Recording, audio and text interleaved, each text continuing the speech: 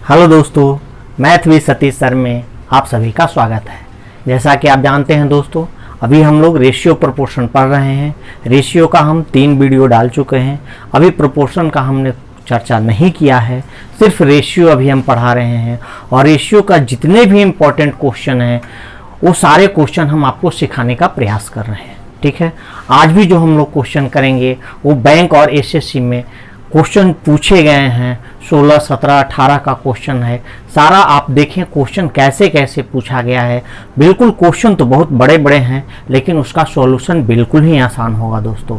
तो आप वीडियो को शुरू से अंत तक जरूर देखें। और वीडियो को देखने से आपको फ़ायदा क्या होगा कि हर आप ऐसे क्वेश्चन का नया तरीका सीखेंगे जो आप शायद नहीं जानते हैं। ठीक है, क्वेश्चन बहुत बड़े बड़े होंगे, लेकिन सॉल्यूशन क्या होगा, बिल्कुल आसान होगा। तो आइए आज का क्वेश्चन हम लोग स्टार्ट करते हैं। देखिए आज का पहला क्वेश्चन, यह क्वेश्चन सीजीएल मेंस 2018 में पूछा गया था। देखिए देख रहे हैं क्वेश्चन बहुत बड़ा है, सॉल्यूशन बिल्कुल ही आसान है। कहता है नौकरी के लिए कितने आवेदकों ने आवेदन किया था यदि चयनित और गैर चयनित यानी सेलेक्टेड और अनसेलेक्टेड आवेदकों के बीच का अनुपात 19:17 था। यदि 1200 कम आवेदकों ने आवेदन किया होता और 800 आवेदक कम चुने जाते तो चयनित और गैर चयनित आवेदकों के बीच का अनुपात 1:1 होता। इस प्रकार के क्वेश्चन पहली बार 2017 में पूछा गया। 17 से पूछना शुरू किया, 17 में आया, 18 में आया, 19 में आया। मतलब क्वेश्चन का पूछने का तरीका बदल दिया गया। क्वेश्चन बिल्कुल ही आसान है। अगर ऐसे क्वेश्चन आप नहीं प्रैक्टिस किए हैं तो फिर, या आपका कंसेप्ट क्लियर नहीं है तो फिर आप ऐसे क्वेश्चन को नहीं बना सकते हैं। देखिए दोस्तों, इसको हम लोग दोनों तरीका से बना सकते हैं, या तो क्रॉस प्रोडक्ट मेथड से भी बना सकते हैं और हम लोग का जो प्रोसेस है उससे भी बना सकते हैं। तो चलिए हम आपको दोनों तरीका दिखाते हैं।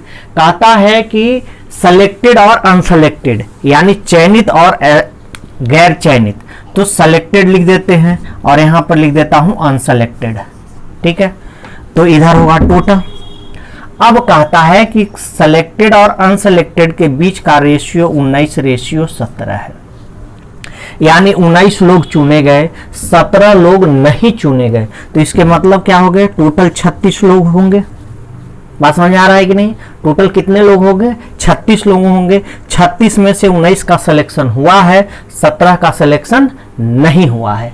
अब आगे बढ़ते हैं। कहता है कि यदि 1200 कम आवेदकों ने आवेदन किया होता तो टोटल आवेदक है कितना, 36x। इसमें से 1200 कम आवेदन किया होता तो 1200 कम आवेदन किया होता और 800 आवेदक कम चुने जाते। यानी जो भी सिलेक्शन हुआ था उसमें पहले से सिलेक्शन कितना था, 19 का, यानी 19x। इसमें से 800 कम चुने जाते, तब दोनों के बीच का जो रेशियो हो जाता कितना है, 1 और 1 का।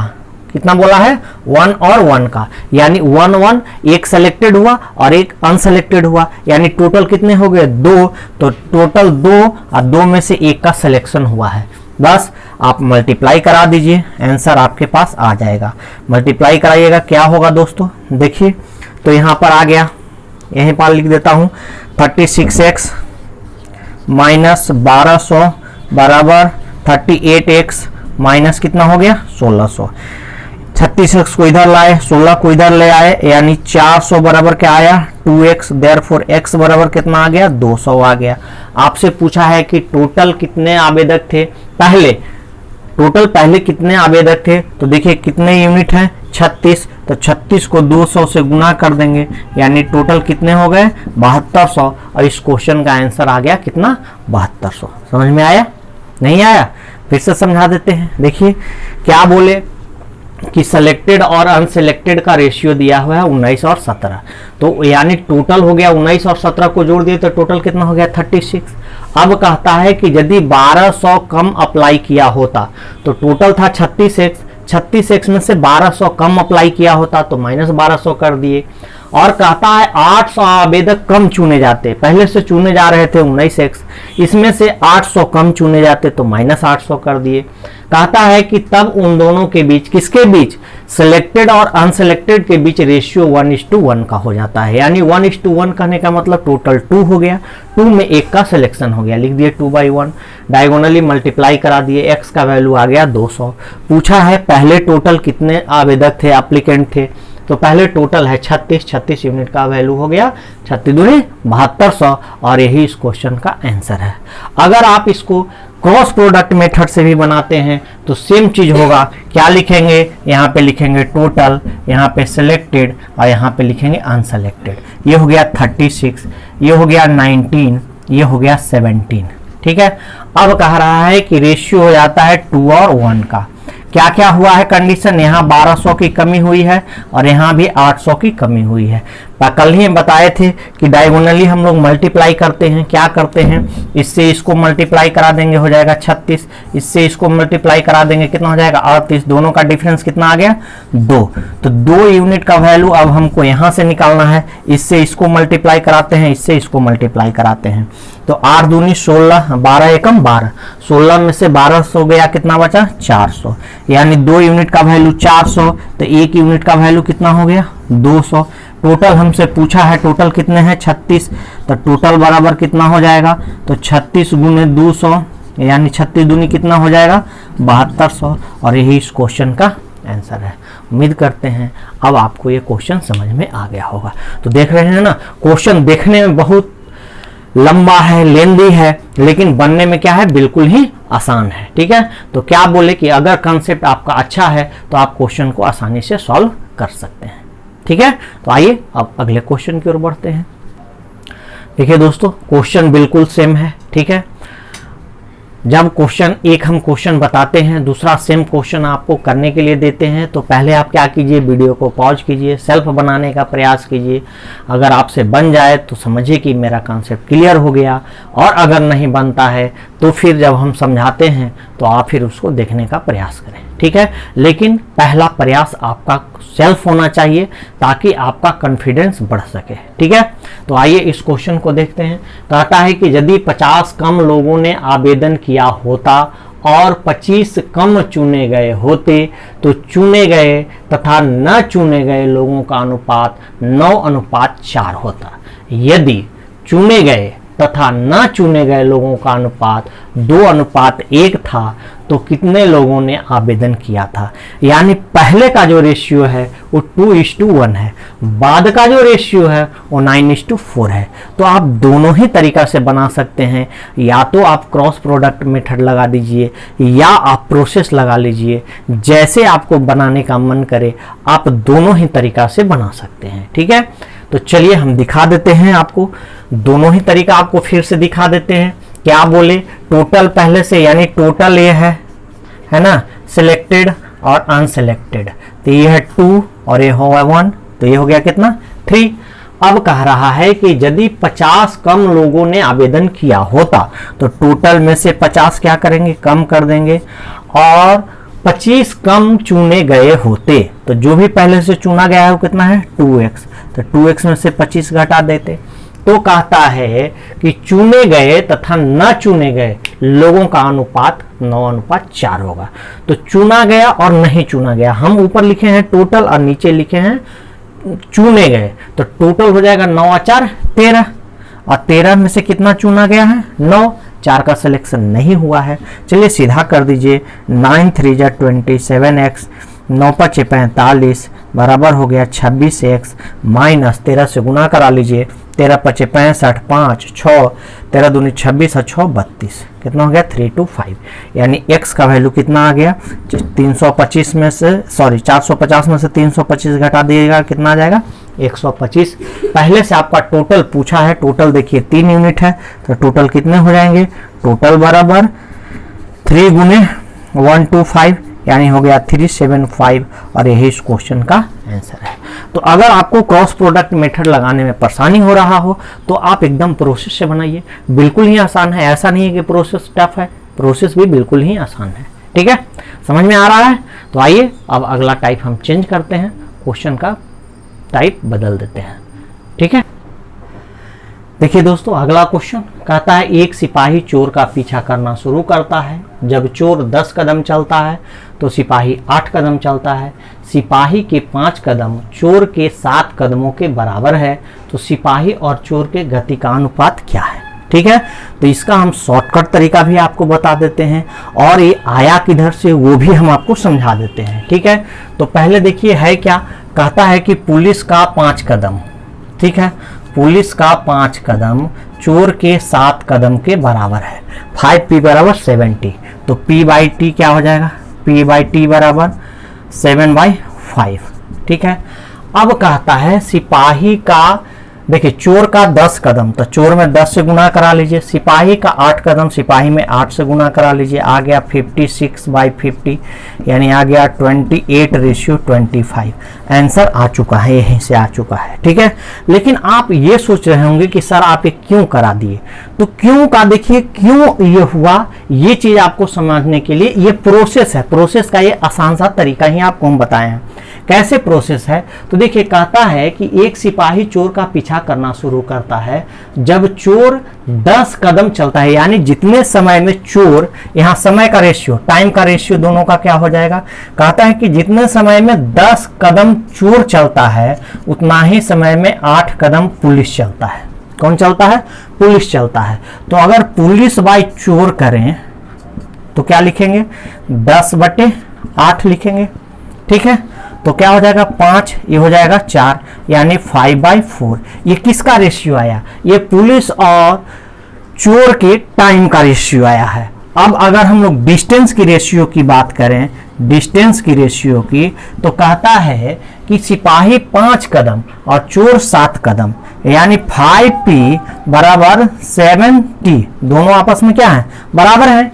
जितना दूरी 5 कदम में चोर तय करता है उतना ही दूरी 7 कदम में कौन तय करता है, चोर। ठीक है, तो अब अगर ये p/t का अगर हम लोग रेशियो निकालें तो क्या हो जाएगा बताइए आप, 7 क्या हो जाएगा, 5 होगा कि नहीं, क्या हो जाएगा 7/5।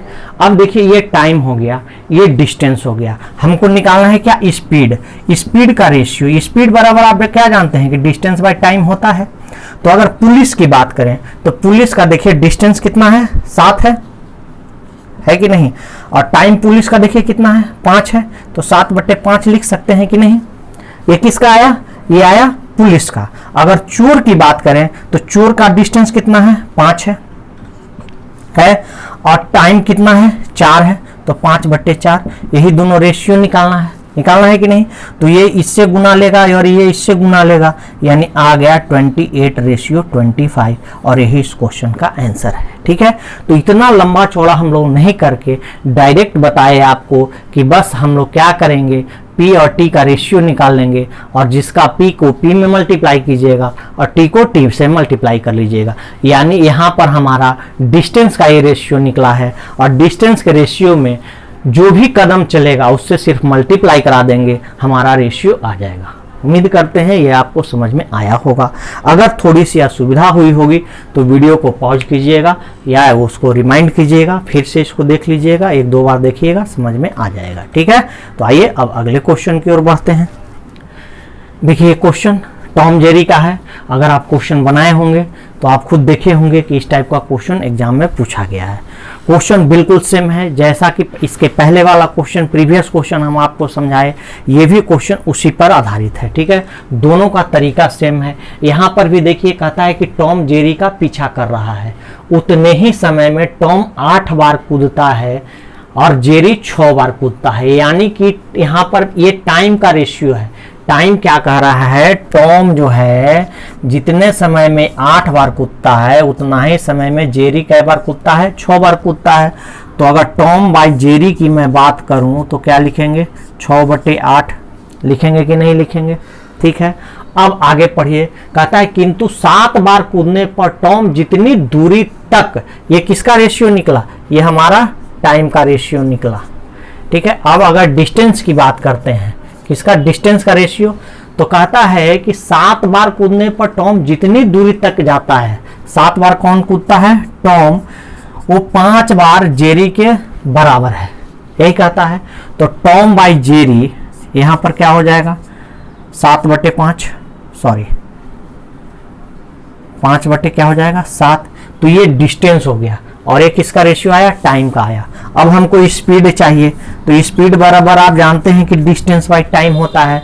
तो टॉम का डिस्टेंस है 5 और टॉम का यहाँ टाइम है 6, तो क्या लिखेंगे 5/6। उसी प्रकार जेरी का डिस्टेंस है कितना 7 और स्पीड कितना है 8, यही ना। तो कितना हो गया, गुना कर लीजिए, 8×5 40, 7×6 42, यही ना। काटिएगा कितना आ जाएगा 20 और 21, यही इस क्वेश्चन का आंसर है। ठीक है, देख रहे हैं कि नहीं। आपको प्रोसेस, अब उम्मीद करते हैं कि आपको ये प्रोसेस बिल्कुल समझ में आ गया होगा। ठीक है, लेकिन आप जैसे पुस्तक उलटिएगा तो बस यहाँ पर करता क्या है कि, या फिर आप डायगोनली ऐसे बना सकते हैं, लिख लीजिए टॉम और यहाँ पर लिख लीजिए जेरी। टॉम 8 है, जेरी 6 है। ठीक है, यहाँ पर टॉम कितना है 7 है और जेरी कितना है 5 है। ठीक है, इससे गुना करा के यहाँ पर लिख दीजिएगा 8×5 40, इससे गुना करा के 7×6 42 यहाँ पर लिख दीजिएगा।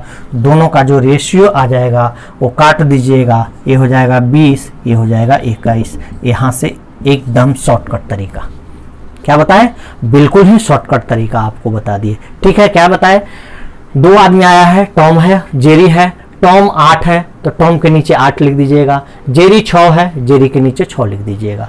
उसके बाद कहता है कि टॉम अगले बार में कितना है, सॉरी 6 बार कूदता है, किंतु 7 बार कूदने पर टॉम 7 बार जितना कूदता है उतना ही 5 बार जेरी कूदता है। तो जेरी के नीचे 5 रख लिए। कहे कि तिरछा तिरछी गुना कराइएगा, 5 से 8 को गुना करा के टॉम के नीचे लिख दिए, 7 से 6 को गुना करा के जेरी के नीचे लिख दिए, काट दिए, जो रेशियो आया वही आंसर हो गया। अब देखिए इससे आसान तरीका नहीं हो सकता है, लेकिन ये भी चीज़ हम आपको समझा दिए। ये कंसेप्ट था जो समझाना आपके लिए ज़रूरी था। ठीक है, तो उम्मीद करते हैं कि आज का वीडियो आपको पसंद आया होगा। अगर आपको वीडियो पसंद आ रहा हो तो चैनल को सब्सक्राइब जरूर करें और जितना अधिक से अधिक वीडियो को आप लोग शेयर कर सकें। तो चलिए फिर कल हम लोग नेक्स्ट वीडियो में मिलते हैं, तब तक के लिए ओके, थैंक यू।